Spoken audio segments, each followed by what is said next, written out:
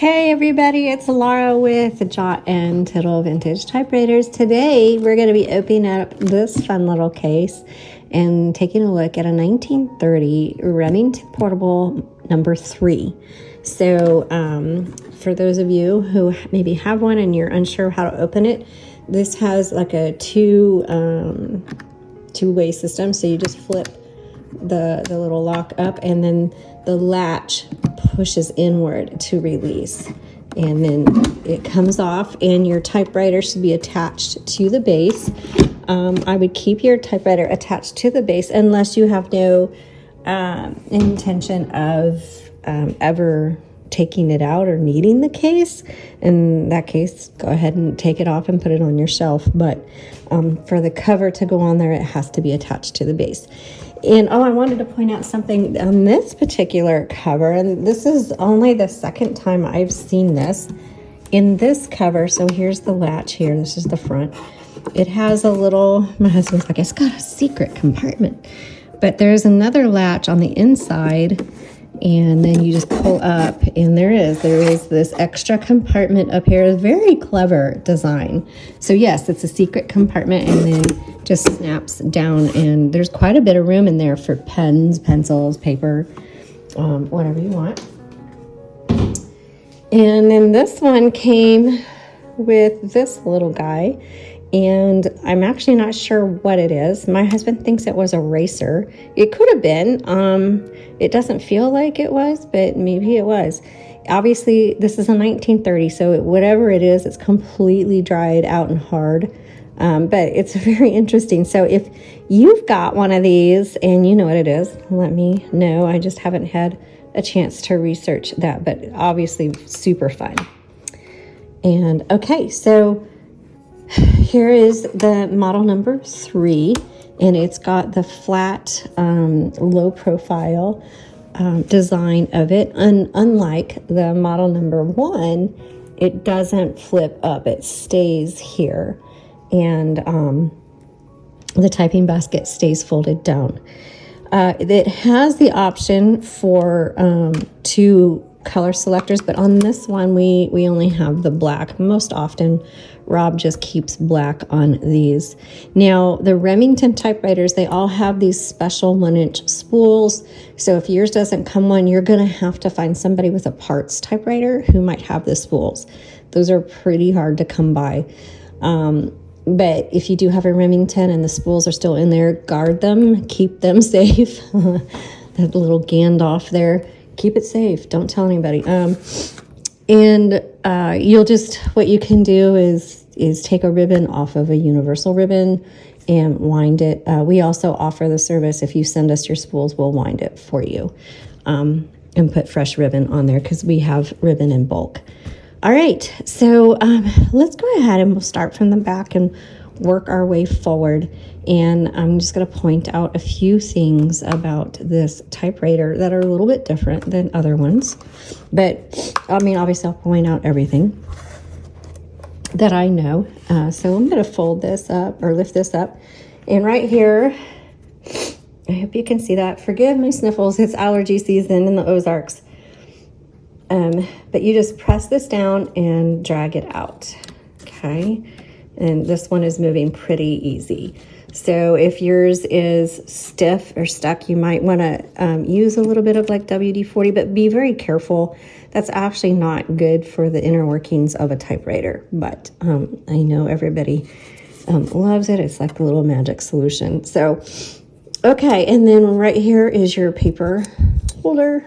I'm going to keep them out. And let me go ahead and fold this down. Alrighty. So now when you take the cover off of your typewriter, before you do anything else, you need to come over here to the right side and pull the handle out.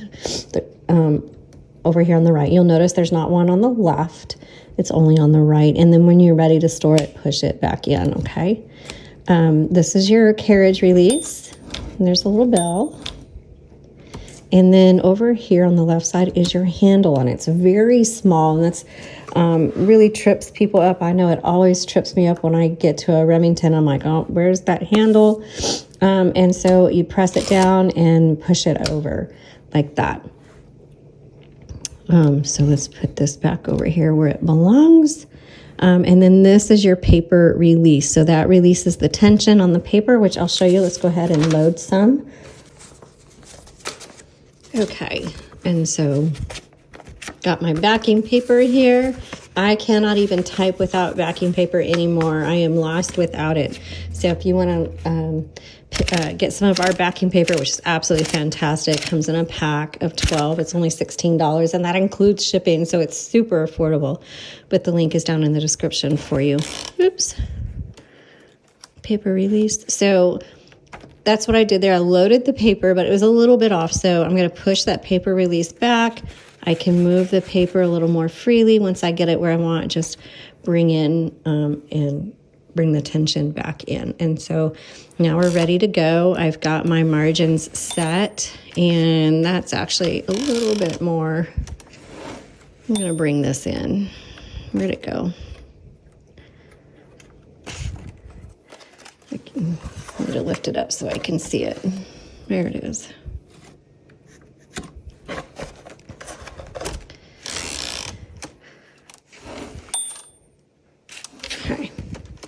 So now I've got my margins set, and I can type a little bit.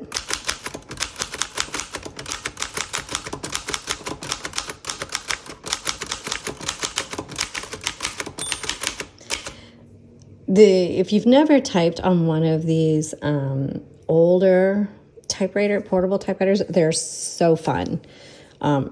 Just a blast to use, and they feel completely different. I don't know really how to explain it, but they have a completely different feel to them. But I love the feel of the chrome edges around my fingertips, and it just has a really interesting flow to it.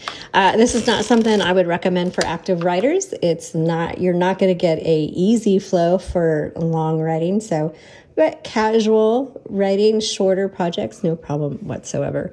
Okay, so that's how you get all of that taken care of. Sorry, my allergy brain has got me all fogged up here. Okay, let's come down to the ribbon. And so to take out the spools, you got to hold this little piece back. You'll see it on each side, and then you can lift it up and out. Super easy. Put new ribbon on there. Make sure the ribbon is going to come around this way, go down the bottom, up, and it's going to come over this piece where you have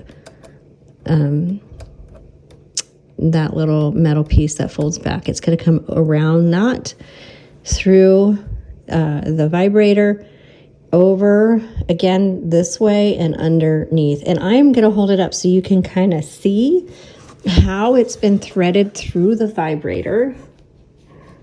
And hopefully that'll help you.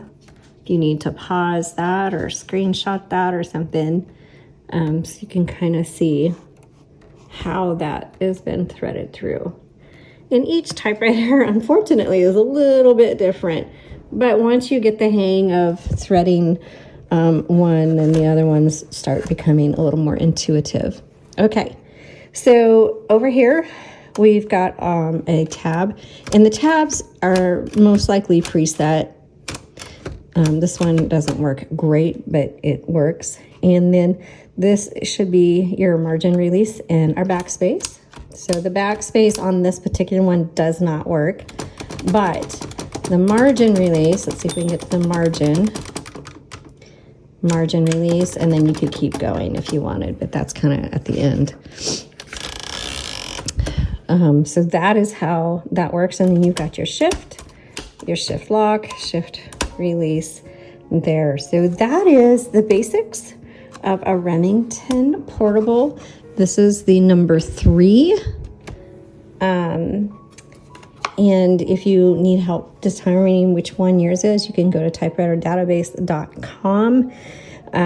It can be a little confusing, but my typewriter course, my Vintage Typewriters 101 course, teaches you how to go through all of that and how to decipher the database. Some of them are very simple and some of them are a little more confusing.